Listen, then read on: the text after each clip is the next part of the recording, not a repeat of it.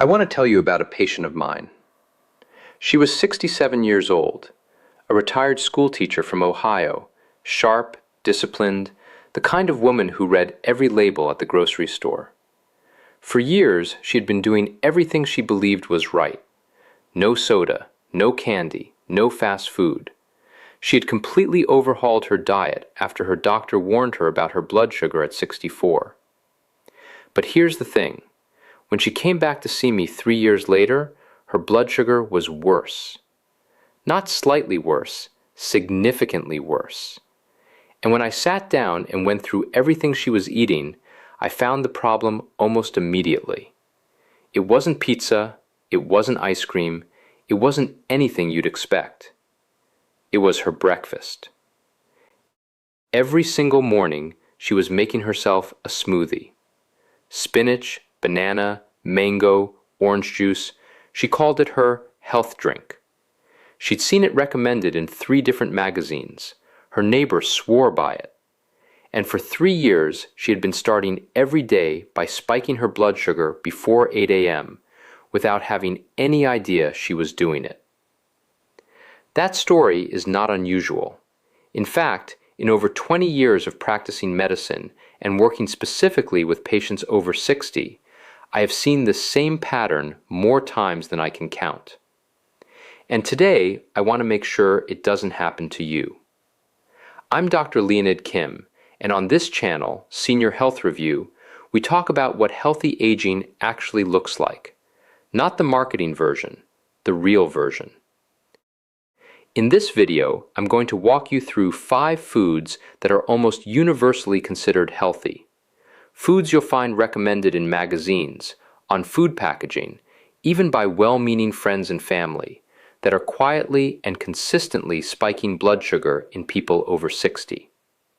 Stay with me until number 3. I promise you, it surprises almost every patient I've ever discussed it with. Before we get to the foods, I want to spend just a few minutes on why this matters more now than it did 20 years ago. Because your body has genuinely changed, and that changes everything about how food affects you. Here's what happens to our metabolism as we age. After the age of 50, your body's insulin sensitivity, that is, how well your cells respond to the signal to absorb glucose from your blood, starts to decline. Your muscle mass decreases, and muscle is actually one of the primary tissues that clears glucose from your bloodstream after a meal. Less muscle means less glucose clearance. At the same time, the pancreas works a little harder and a little less efficiently over time. The practical result? The same meal that your body handled easily at 40 can produce a significantly higher blood sugar spike at 65. It's not a dramatic overnight change. It's gradual, but it's real, and most people don't feel it happening until their doctor hands them a lab result. Now, I also want to clarify something that causes a lot of confusion: the difference between glycemic index and glycemic load. The glycemic index, GI, tells you how quickly a food raises blood sugar compared to pure glucose. The glycemic load factors in how much of that food you're actually eating. Both matter. But the number I want you to hold on to today is this. When a food has a GI above 70, it's hitting your bloodstream fast. And for a body over 60 with reduced insulin sensitivity, fast is the enemy. Here's what elevated blood sugar actually feels like, because most people don't connect the dots. You may notice fatigue after meals, that heavy, foggy feeling about an hour after eating.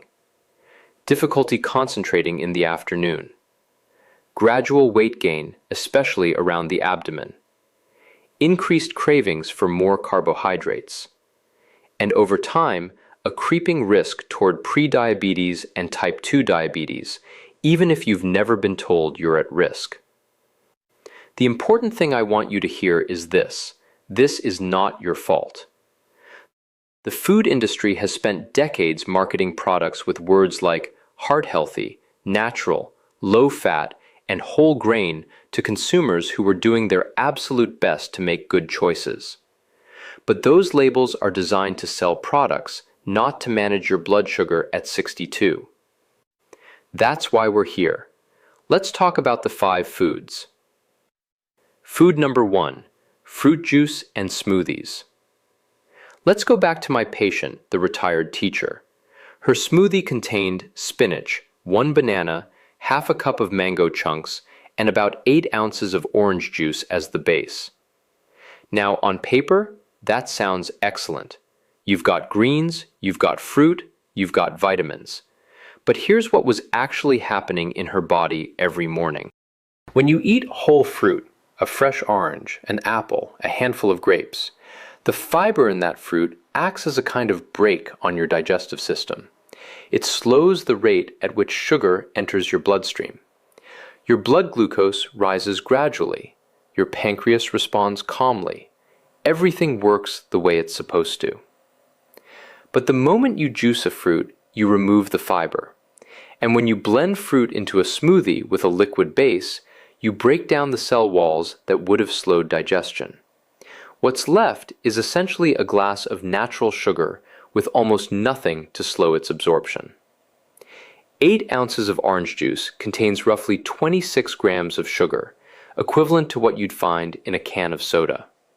No fiber, no slow release, just a rapid glucose surge.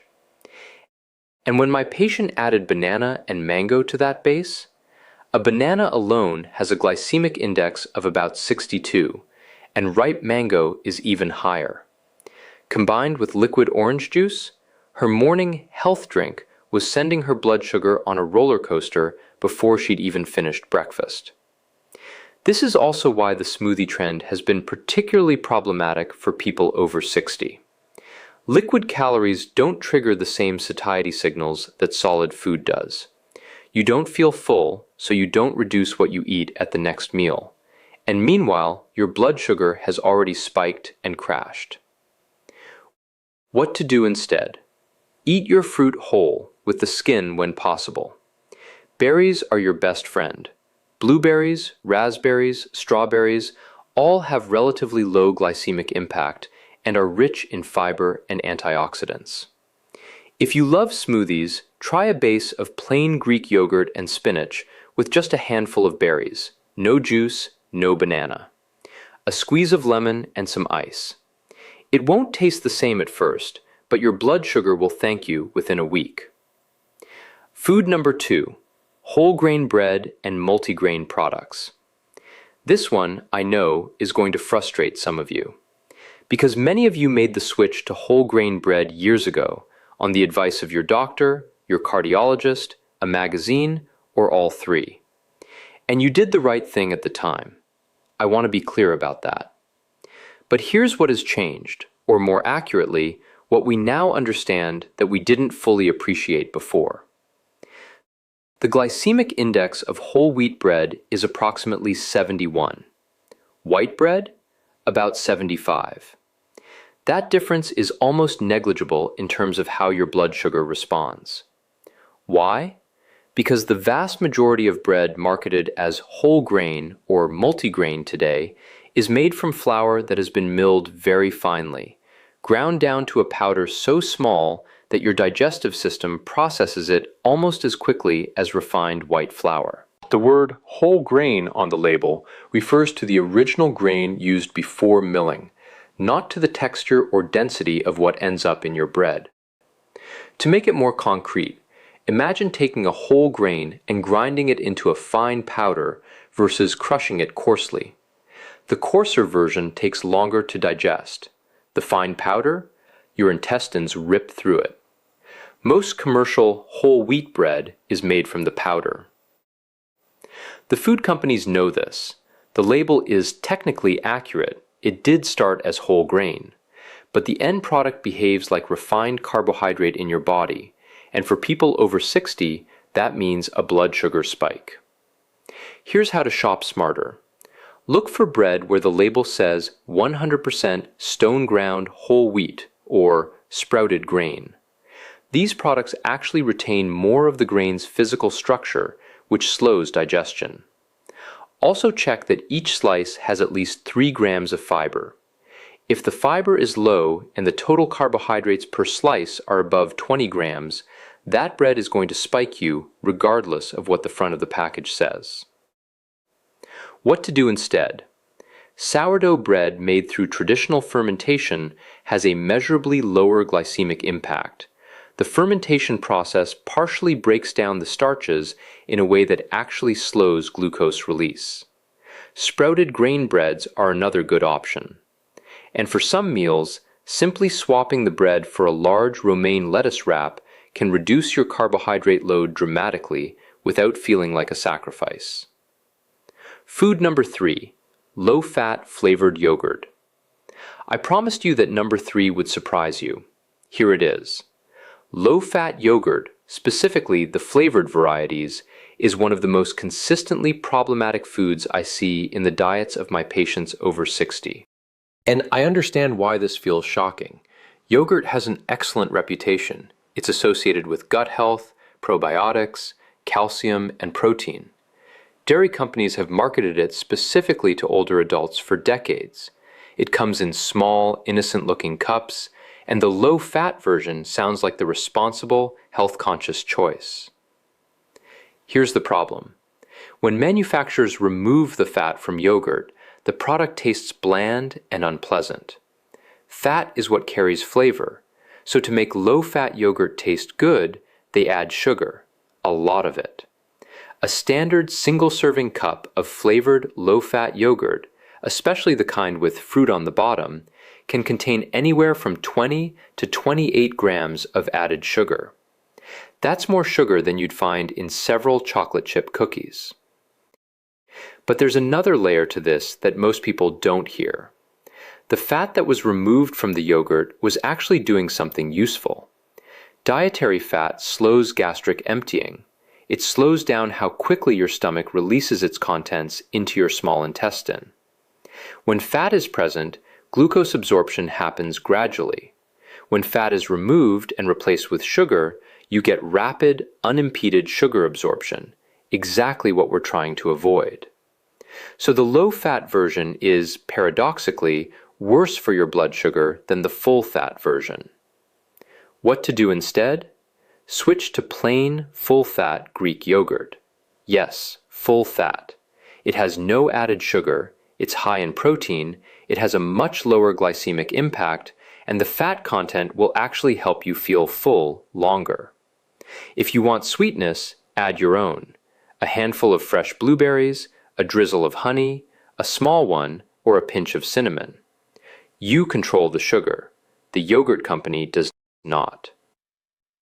Food number 4, instant oatmeal. I want to be careful with this one because I know how deeply oatmeal is embedded in the idea of a healthy breakfast for Americans over 60. And I want to be precise. Oatmeal itself is not the problem. Steel-cut oats and old-fashioned rolled oats remain an excellent food with genuine benefits: fiber, beta-glucan for cholesterol, sustained energy. The problem is what the food industry has done to oatmeal in the name of convenience. Instant oatmeal packets, the kind you pour into a bowl, add hot water, and eat in 90 seconds, are a different product from oats in a meaningful physiological sense. The oats used in instant oatmeal are pre-cooked, then dried, then cut into very fine pieces to reduce cooking time. That process breaks down the physical structure of the oat. And as we discussed with the bread, structure is everything. The glycemic index of steel-cut oats is approximately 55. Old-fashioned rolled oats, around 57. Instant oatmeal? Closer to 83. That's a dramatic difference for what is technically the same grain. And then there's the flavoring. Most single-serve instant oatmeal packets, the apple cinnamon, the maple brown sugar, the peaches and cream varieties that have been marketed to seniors for years, contain between 12 and 18 grams of added sugar per packet, before you've added anything to the bowl yourself. If you're starting every morning with a flavored instant oatmeal packet, you are beginning your day with a significant blood sugar spike. And because the oats are rapidly digested, that spike is followed by a drop that leaves you tired, foggy, and hungry again by mid-morning. What to do instead? Transition to steel-cut oats or old-fashioned rolled oats, unsweetened. I know the cooking time feels like a barrier. Here's the solution. Cook a large batch on Sunday. One pot of steel-cut oats takes about 25 minutes and will last you 5 days in the refrigerator. Each morning, scoop out a portion, reheat it with a splash of water or milk, and top with cinnamon, which has its own mild blood sugar moderating properties, and a tablespoon of almond butter for healthy fat and protein. That breakfast will carry you all the way to lunch without a spike. Food number 5. Dried fruit and granola bars.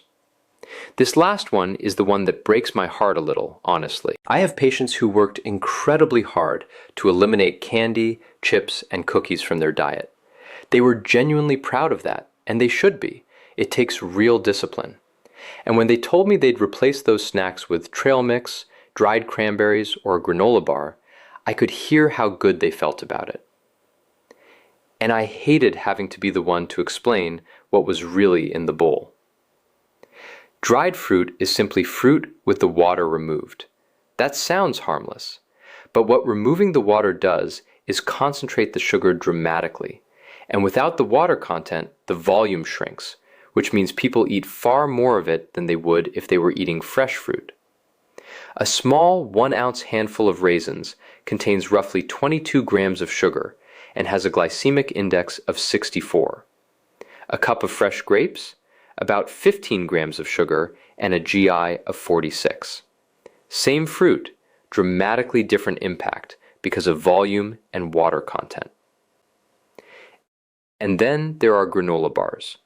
Most granola bars sold in the United States, including varieties marketed specifically to older adults, athletes, and health-conscious consumers, contain between 18 and 30 grams of sugar per bar, and are primarily made from rolled oats, honey, brown rice syrup, and dried fruit.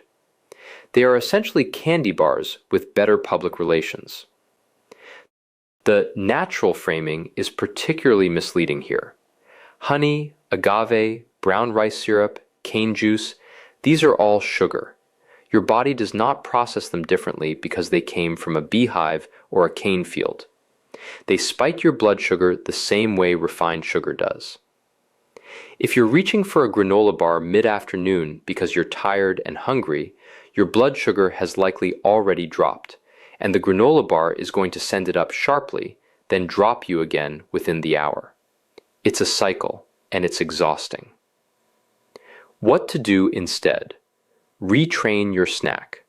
A small handful of raw almonds, walnuts, or pumpkin seeds provides protein, healthy fat, and very low glycemic impact. A hard-boiled egg with a pinch of salt is one of the most blood sugar stable snacks that exists. A few celery sticks with almond butter. Fresh berries with a small piece of cheese. These snacks will actually sustain you without the spike and crash. Now I want to give you something you can actually use. Not a complicated elimination diet, not a 30-day challenge. Just a few simple principles that can genuinely change how your body handles blood sugar after 60. Number 1. The half plate rule. At any meal, fill half your plate with non-starchy vegetables first. Leafy greens, broccoli, cauliflower, cucumber, tomato, asparagus, green beans. These foods are high in fiber and low in glucose impact, and they physically take up space on your plate, which means less room for the things that spike you. It sounds simple because it is, but it's powerful. Number 2. Eat your protein and fat first. Research consistently shows that eating protein and fat at the beginning of a meal, before your carbohydrates, significantly reduces the blood sugar peak from that meal. So if you're having chicken, roasted vegetables, and brown rice, eat the chicken and vegetables first, then have your rice. This isn't a gimmick, it's physiology. The protein and fat slow your gastric emptying, So by the time the carbohydrates arrive in your small intestine, they're absorbed more gradually. Number 3, take a walk after you eat. Even a 10-minute leisurely walk after a meal has been shown in multiple studies to reduce post-meal blood sugar meaningfully, specifically in older adults. Muscle movement clears glucose from the bloodstream. You don't need to power walk. A gentle stroll around the block is enough to make a real difference. If weather or mobility is a concern, even light movement indoors, some gentle stretching, walking in place, has a measurable effect. Number 4, use this label rule. When you pick up a packaged food, look at 2 numbers: total sugar per serving and dietary fiber per serving. If total sugar is above 6 grams and dietary fiber is below 3 grams, that food is going to spike you. That simple screen will filter out the vast majority of the products we've talked about today. And finally, pick one change, just one. I'm not asking you to overhaul everything tomorrow. Lasting change doesn't work that way, and I think you know that better than I do. Pick the one food from today's list that resonates most, the one you thought was helping you, but now you're not so sure about, and make that swap this week. One change, done consistently, will move your numbers. And if someone in your life is in the same situation, a spouse, a sibling, a friend, who's been told to watch their blood sugar, share this video with them. It might be the most useful thing they see this week. I want to come back to the retired teacher I told you about at the beginning. After we identified the problem, after she understood what her smoothie was actually doing, she made one change. She switched her morning routine entirely. Instead of the smoothie, she started having 2 scrambled eggs with a handful of spinach sautéed in olive oil, and a small bowl of fresh berries on the side. 6 weeks later, her fasting blood glucose had dropped 18 points. No medication change, no dramatic overhaul. One breakfast swap, done consistently. She told me it was the most encouraging thing that had happened to her health in years. Not because it was easy, but because it reminded her that she still had genuine control. And I want you to feel that too. After 60, it can feel like your body is making decisions without you, like the numbers keep moving in the wrong direction despite your best efforts. But the truth is, the information you've been given has often been incomplete. That's not a personal failure. It's a failure of how health is communicated to older adults in this country. You have far more control over your blood sugar than any prescription I could write. And I mean that. If today's video was useful to you, I'd ask just one thing. Hit the subscribe button. It takes 1 second, and it means that every week when we put out a new video on nutrition, on medications, on what healthy aging actually looks like, it comes directly to you. No searching, no algorithms, just straight to your feed. And next week, we're covering something I think will genuinely concern a lot of you. 3 common medications that are quietly raising blood sugar, even in people who have never been diagnosed with diabetes. If you or someone you love takes medication regularly, you'll want to see that one. Until then, take care of yourself. You've earned it.